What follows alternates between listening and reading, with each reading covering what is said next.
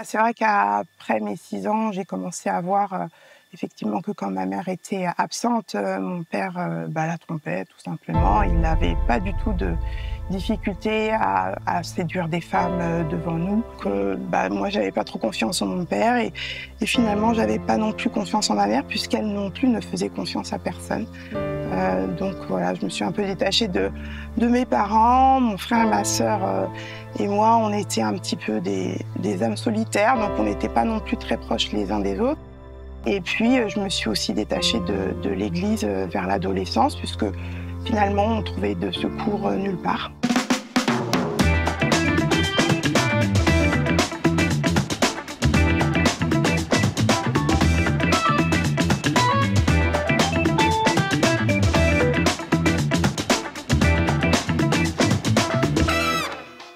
Bonjour à tous, c'est un plaisir pour moi de vous retrouver aujourd'hui pour une toute nouvelle émission Coupée en 4. Et aujourd'hui encore, nous allons à la rencontre d'une nouvelle invitée qui va nous partager son témoignage, son parcours de vie avec Dieu.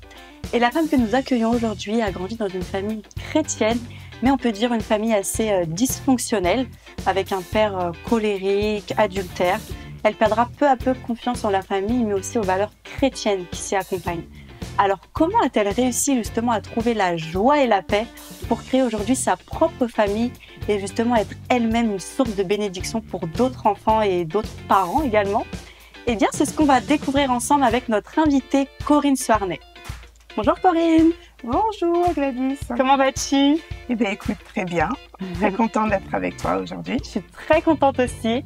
Vraiment, c'est un plaisir pour moi d'avoir dans le fauteuil de Coupée en 4. Je vais te faire une petite coupe de cheveux, si t'es d'accord? D'accord, je suis là pour ça. Super, et tu vas aussi nous raconter ton parcours de vie avec Dieu, parce que tu es là pour ça aussi. Exactement. Mais avant tout ça, dis-moi Corinne, qu'est-ce que tu voudrais que je fasse avec tes cheveux? Alors, comme tu vois, ils sont texturés, donc Oui. si tu pouvais me faire un joli brushing avec une coupe un peu wavy, je serais très contente. Ça marche. Et je te coupe un tout petit peu les pointes, puisque Oui. je vois qu'elles sont un petit peu fourchues. Ça va leur faire du bien. D'accord. Ça marche. Donc revenons à ton histoire Corinne, je sais que tu vis actuellement en Île-de-France, tu es mariée et tu es maman de 3 enfants. Tout à fait. 3 beaux enfants que j'ai eus avec du coup mon mari, mais au début de tout cela, j'aurais jamais cru que ça aurait été possible. Hein. Je suis née dans une famille chrétienne dysfonctionnelle avec Oui. un papa assez colérique et adultère, et donc j'avais une vision de la famille assez négative. Mais du coup, toi, comment tu te situais dans ta relation avec Dieu, justement, quand tu étais petite par rapport à ça? Alors c'est vrai que j'ai grandi quand même dans une famille chrétienne avec une éducation chrétienne. J'allais à l'école du dimanche, j'allais aussi à l'église avec mes parents et j'aimais beaucoup Jésus. Ma mère passait beaucoup de temps à louer Dieu à la maison. On la voyait lire sa Bible et ça m'a toujours beaucoup inspirée. Du coup, très jeune, j'avais un réel amour pour Dieu et un soir, j'ai senti vraiment sa présence d'une manière très particulière et j'ai eu vraiment envie d'être plus proche de lui, de toujours l'avoir dans ma vie. Et le matin, c'était un dimanche matin, donc j'en ai parlé à ma mère qui m'a dit Corinne, veux-tu donner ton cœur à Jésus? Et à cela, j'ai répondu oui, volontiers. Et je me suis retrouvée quelques minutes après sur l'estrade de l'église pour dire publiquement que je voulais appartenir au Seigneur. Voilà, j'avais 6 ans. D'accord, 6 ans seulement? Ah oui, ah oui, en effet. D'accord, donc jusqu'à tes 6 ans, ça allait, tu vis ta belle petite vie d'enfance jusqu'à tes 6 ans, mais après ça, tu as remarqué des petites choses qui te chagrinaient un petit peu et justement qui ont fait t'as viré un petit peu au niveau par rapport à ton père plutôt? Oui, tout à fait. En fait, je pense qu'à 6 ans, on est un petit peu encore un bébé et jusque-là, je voyais pas vraiment ce qui se passait dans ma famille. Mais en grandissant, je voyais quand même que ma mère couvrait beaucoup de choses. Et petit à petit, on a aussi été, mon frère, ma sœur et moi, témoins des actes de mon père. Donc c'est vrai que là, à ce moment-là, ma vie a complètement changé. J'ai commencé à perdre confiance. Mais du coup, qu'est-ce que tu voyais réellement de ce que ton papa faisait et qui a impacté ta famille, ton frère, ta sœur, quand vous étiez petits justement? C'est vrai qu'après mes 6 ans, j'ai commencé à voir effectivement que quand ma mère était absente, mon père la trompait tout simplement. Il n'avait pas du tout de difficulté à séduire des femmes devant nous. Il se cachait pas, quoi. Pas du tout. Et c'est vrai que il voulait aussi beaucoup qu'on le respecte, ce qui était le cas d'ailleurs, mais on vivait un peu dans la terreur parce que la moindre chose qu'on pouvait dire de travers, il piquait des colères incroyables. Il avait toujours ce besoin de montrer qu'il était l'homme et qu'il était le chef de famille. Et je pense qu'il savait bien qu'on voyait ce qu'il faisait et on n'en parlait pas avec lui, mais il voulait quand même qu'on l'admire et qu'on soit très respectueux envers lui. Donc il était assez agressif verbalement. Et ta mère cautionnait beaucoup de choses. Elle disait rien, souvent. C'est aussi une des choses qui m'a un petit peu ensuite éloignée de l'église parce qu'elle se confiait à personne. Elle couvrait tout ça. Elle aimait beaucoup mon père. Elle nous aimait aussi beaucoup. Donc, elle faisait le maximum pour qu'on ne soit pas impacté, selon elle, de cette situation-là. Elle se plaignait jamais de mon père. Elle nous demandait toujours de lui pardonner, de l'aimer, de le respecter. Et elle n'en parlait pas au pasteur, elle n'en parlait pas aux amis de l'église. Et c'est vraiment quelque chose qui m'a aussi beaucoup mis en colère vis-à-vis de ma mère et qui a fait aussi que je me suis un peu détachée d'elle. Tu t'es détachée de ta mère ? Aussi, oui, parce que il me semblait qu'elle subissait des choses qui n'étaient pas normales. Et je voyais qu'elle se confiait en personne. Elle cachait tout, quoi. Elle cachait tout. Elle vivait tout dans le silence. Exactement. Donc, moi, j'avais pas trop confiance en mon père. Et finalement, j'avais pas non plus confiance en ma mère, puisqu'elle non plus ne faisait confiance à personne. Donc, voilà, je me suis un peu détachée de mes parents. Mon frère, ma sœur et moi, on était un petit peu des âmes solitaires. Donc, on n'était pas non plus très proches les uns des autres. D'accord. Et puis, je me suis aussi détachée de l'église vers l'adolescence, puisque finalement, on trouvait de secours nulle part. Ah ouais. Donc, t'en parlais pas, t'en parlais à personne et du coup, t'as ressenti une solitude face à tout ça. Tu te sentais assez seule. Exactement. Mon père, à un moment donné, souhaitait divorcer de ma mère, qui, elle, ne voulait pas avoir la honte d'un divorce, alors qu'elle était humiliée régulièrement. Donc, c'était vraiment très incompréhensible. Finalement, il a décidé de la quitter. Et j'avoue que c'était pour moi une période de soulagement. Il n'y avait plus de cris, il n'y avait plus de colère. Ma mère, qui est une personne pleine d'amour, était vraiment autour de nous, mais on a dû quitter notre maison, habiter ailleurs et perdre beaucoup de choses. Et j'avoue que finalement, c'est un peu contre elle que j'en avais par la suite à l'adolescence. Tu en voulais plus à ta maman qu'à ton papa finalement? Il était parti, donc pour moi, finalement, le problème était parti. D'accord. Mais du coup, ma mère... elle était toujours aussi gentille, à supporter tout et à accepter tout. Et ça m'irritait beaucoup. Ouais. Et à cause de ça, toi, tu te disais souvent, il ne faut jamais se marier, il ne faut jamais avoir d'enfants. Toi, tu étais radicale, tu ne voulais vraiment pas devenir Exactement. mère. Je me disais que ma vie n'était pas terrible, que si c'était pour avoir des enfants et de leur faire subir de telles choses, c'était pas nécessaire. Et puis finalement, ma mère a épousé un homme chrétien et il n'était pas à la hauteur de ses espérances ni des nôtres. Il n'a pas forcément pu être un bon père non plus pour nous. Donc je me disais que c'était peut-être pas une voie que j'allais suivre, d'avoir des enfants ou de faire confiance à un homme. Ah oui, parce que tu n'avais pas eu un bon exemple finalement. Et c'est vrai qu'il est certain pour toi, Corinne, que cette situation familiale avait créé en toi un sentiment de colère. Tu as commencé justement à perdre confiance en toi, tu as commencé à perdre confiance en ta famille, en ton entourage. Alors comment tu as fait justement la paix avec toi-même? Eh bien, c'est ce que nous allons découvrir dans la partie coupe de cette émission Coupe en 4. On poursuit ton témoignage, Corinne. Dans ta famille, ça n'allait pas. Donc tu as commencé à t'isoler. Tu as commencé à fréquenter les boîtes de nuit et à rencontrer des mauvaises personnes. Oui, c'est ça. En fait, j'ai eu une copine. C'était la plus belle fille du quartier, la plus belle fille du lycée. Et je ne sais pas pourquoi, elle a commencé à s'intéresser à moi et à vouloir être amie avec moi. Donc, j'étais super contente parce que je me disais, waouh, la fille la plus populaire me parle. Et on était en plus voisines, donc on a commencé à se fréquenter régulièrement. Et un jour, elle m'a invitée à aller en boîte de nuit avec elle. Donc on partait, on prenait le RER A pour aller à Paris et aller en boîte. Donc, t'étais majeure à ce moment-là ou non, j'étais encore mineure. Oui. Et du coup, il n'y avait pas vraiment de frein parce que dans ces boîtes, les filles payaient pas. Donc, comme j'avais pas trop de sous, c'était pas un frein pour y aller. La seule chose, c'est que moi, j'y allais pour danser et aussi pour être avec cette super copine. Mais elle avait déjà ses habitudes. Et très vite, en fait, je me suis pas trop amusée. D'ailleurs, je passais la plupart du temps assise sur une chaise à dormir sur la table. Et puis, j'attendais qu'elle me réveille pour qu'on rentre. Après, c'est vrai que j'ai eu plusieurs frayeurs parce que forcément, au petit matin, rentrer deux filles en talons, bien habillées, c'était un petit peu risqué. Et je me suis retrouvée à souvent prier, du coup, à ces occasions, que Dieu nous protège, qu'on puisse rentrer sans trop de difficultés et qu'on soit saine et sauve chez nous. Mais voilà, même si j'étais pas très à l'aise de faire ça, j'avais une copine puisque je m'étais isolée de toutes mes autres fréquentations et elle au moins elle était fidèle, elle pensait souvent à moi, elle m'appelait, elle me prêtait des fringues, voilà, super copine.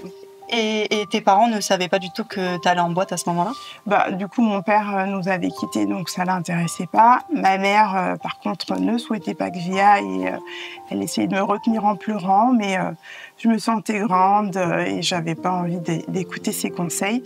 Et puis, je voyais pas le mal, donc j'y allais quand même. Et quand tu dis que ton père avait quitté ta mère, il avait déjà eu le divorce à ce moment-là? Et comment tu as vécu la séparation, de tes parents? En fait, mon père voyageait pour son travail, donc c'est vrai qu'il n'était pas forcément non plus très présent. Et un jour, il a dit qu'il ne reviendrait pas, donc on était quand même un petit peu habitués. À son absence? À son absence, et d'ailleurs, on était contents quand il n'était pas là. D'accord. Ouais, parce que après tout ce qu'il vous faisait subir... En fait, il y avait une meilleure ambiance à la maison avec le fait qu'il ne soit pas là. Exactement. C'était ça, avec tes frères et sœurs. Et un jour, tu vas en vacances, du coup, chez ton père. Et dans tes affaires, ta mère te met une Bible. Et oui, donc c'était... alors, à savoir que j'ai quand même toujours continué à aller à l'église, même si je fréquentais pas les chrétiens en dehors, parce que c'était obligatoire, hein, ma mère ne nous laissait pas le choix. Oui. Et cet été-là, en fait, mon père nous avait invités tous les trois, mon frère, ma sœur et moi. Simplement, moi, je suis partie 15 jours avant eux. Et c'était aussi une des premières fois où je partais sans ma mère. Et donc, c'était assez émouvant quand elle m'a emmenée à l'aéroport. Et finalement, elle m'a tendu cette Bible. Et c'était pour moi le seul lien que j'aurais avec elle pendant ce mois et demi de vacances en Martinique. Et c'est vrai que cette Bible, je l'ai accueillie vraiment avec beaucoup de joie. Ça a changé ma vie d'avoir cette Bible parce que du coup j'ai passé 15 jours toute seule, mon père travaillait, hein, donc j'étais assez seule l'après-midi. Et j'étais dans un endroit incroyable. En fait, mon père avait une maison sur une colline qui surplombait la commune du Diamant. Et donc, d'un côté, j'avais les bois à perte de vue, et de l'autre côté, j'avais la mer et le magnifique rocher du Diamant. Magnifique. Et dans tes mains, tu avais ta Bible. Et dans mes mains, j'avais ma Bible. J'étais assise sur cette colline et je commençais à lire la Bible. Donc, je savais pas trop la lire parce que la dernière Bible que j'avais eue, c'était une Bible d'enfant. Et c'est vrai qu'après, je n'avais pas forcément d'intérêt pour la lire. Oui. Mais là, comme ça me faisait penser à ma mère, j'ai commencé à l'ouvrir au hasard et je lisais. Je ne pourrais pas dire ce que je lisais, mais je pleurais beaucoup. D'accord.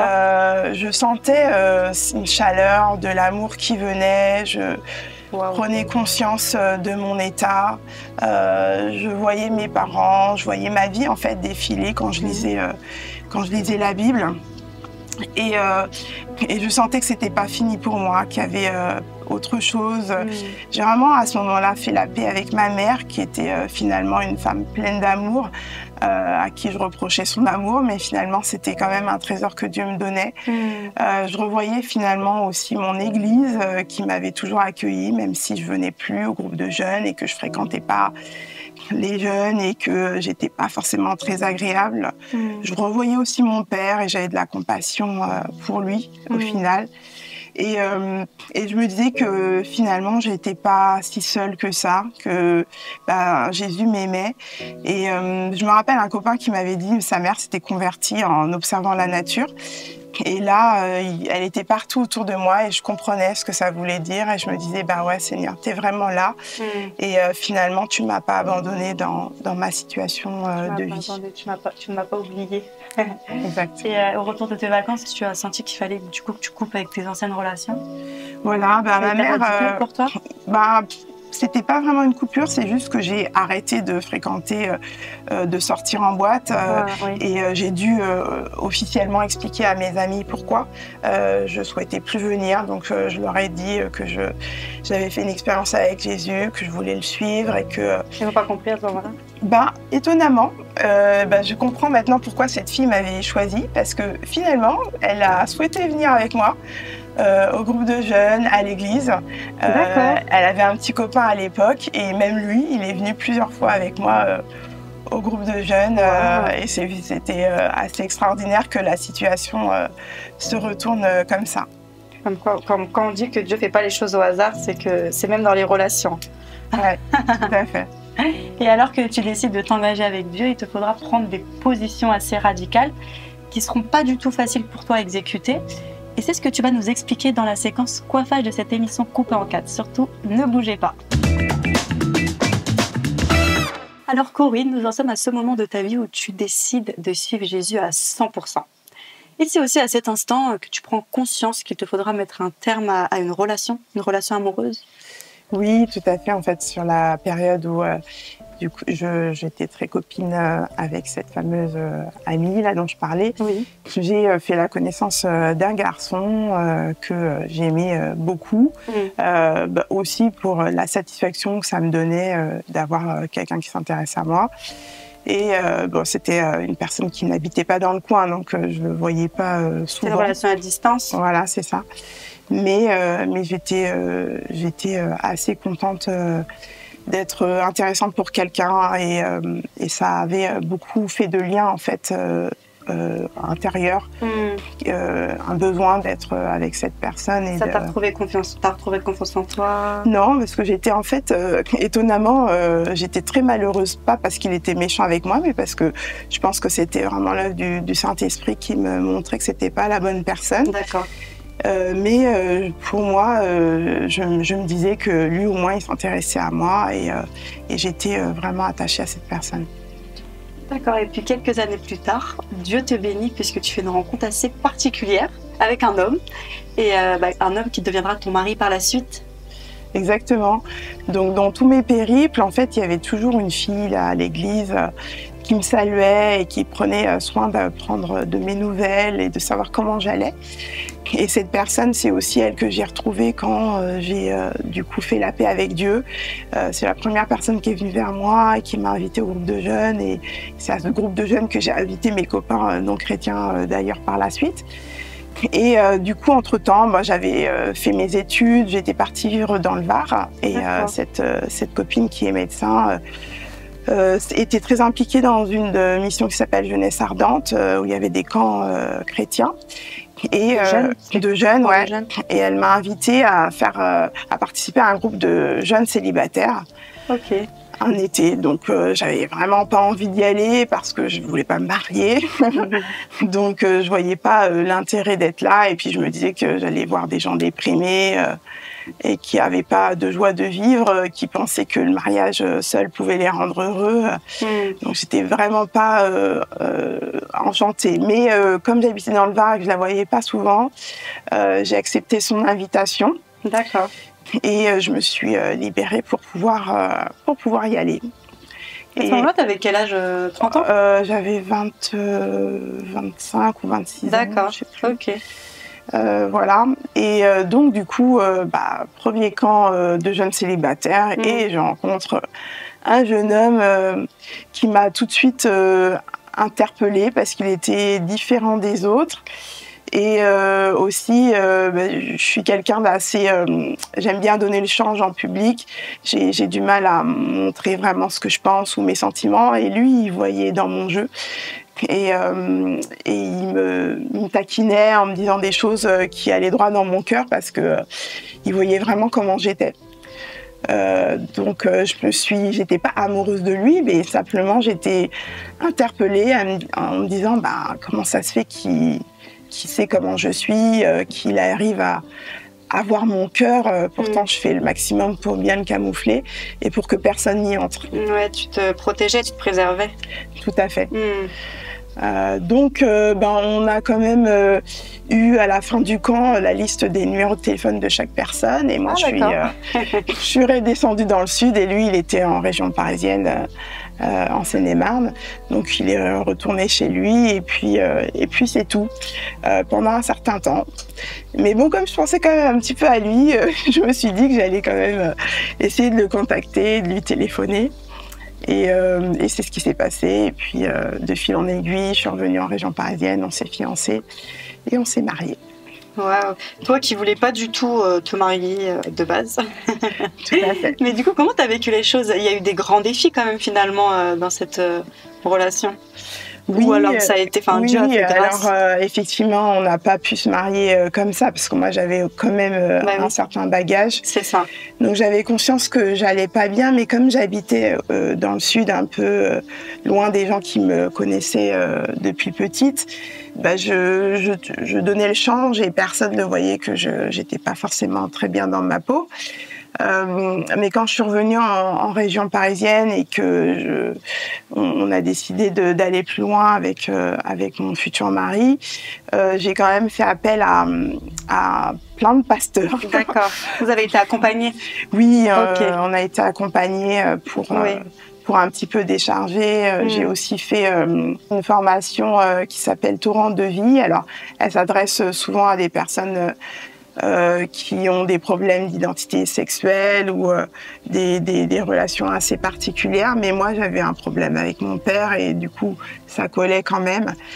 Et j'ai pu faire cette formation où j'ai pu déposer beaucoup de choses avec des personnes ouvertes et pas du tout dans le jugement. Et ça m'a aussi beaucoup aidée à me libérer avant de me marier. Avant de rentrer dans le mariage.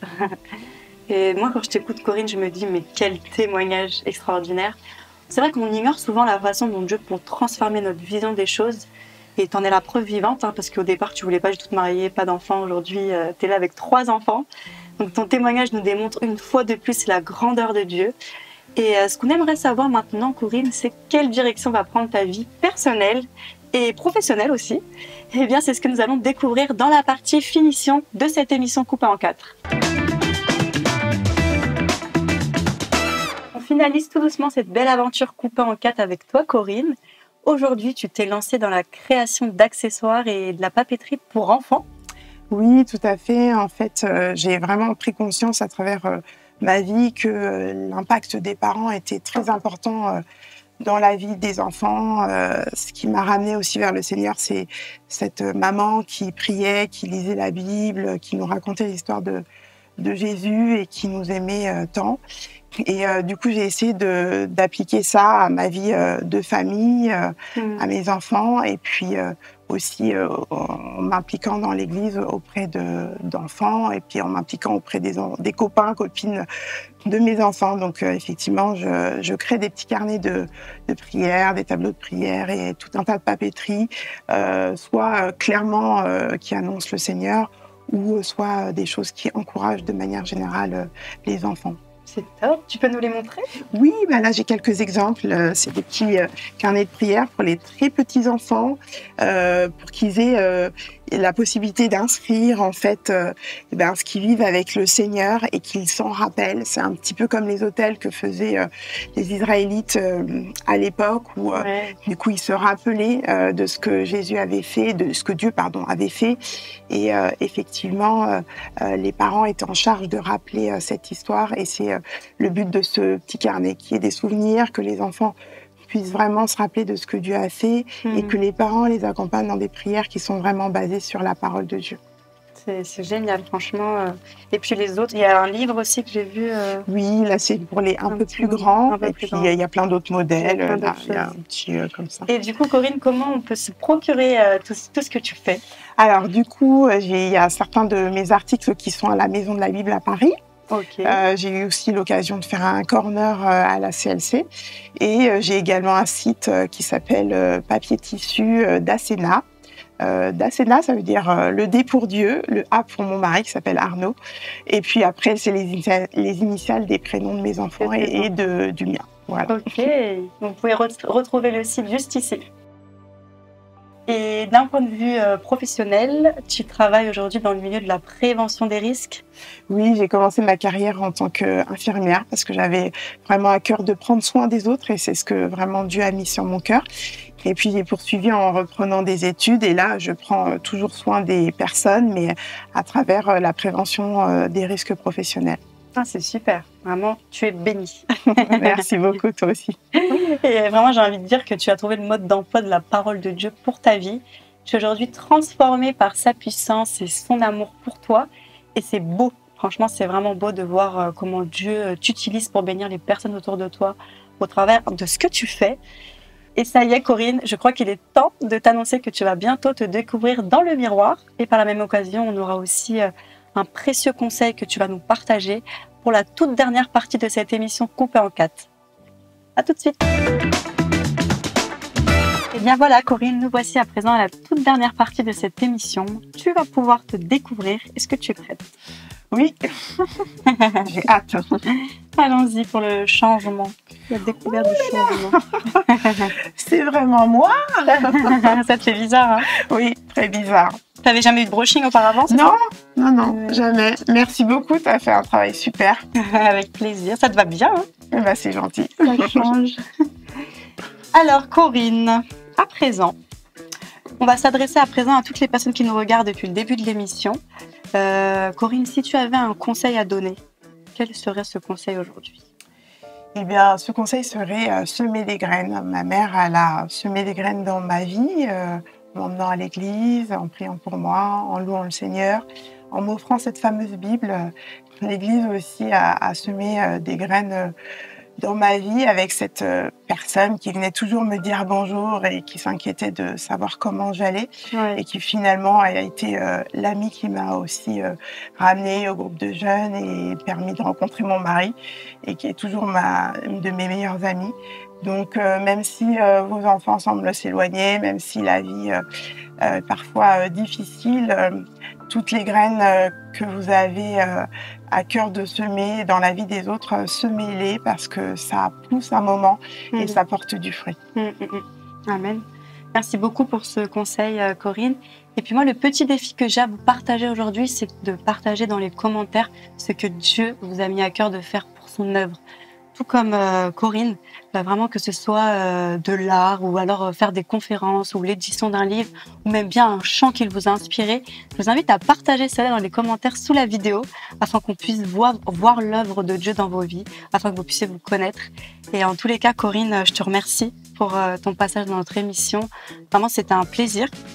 Et puis vous aussi, si le témoignage de Corinne vous a touché, vous a parlé, n'hésitez pas à partager cette émission autour de vous et n'oubliez pas de vous abonner, je vous le rappelle, à la chaîne YouTube de Coupé en 4, justement pour découvrir encore d'autres témoignages, des nouveaux ou même des anciens, et tout comme aujourd'hui pour vous encourager.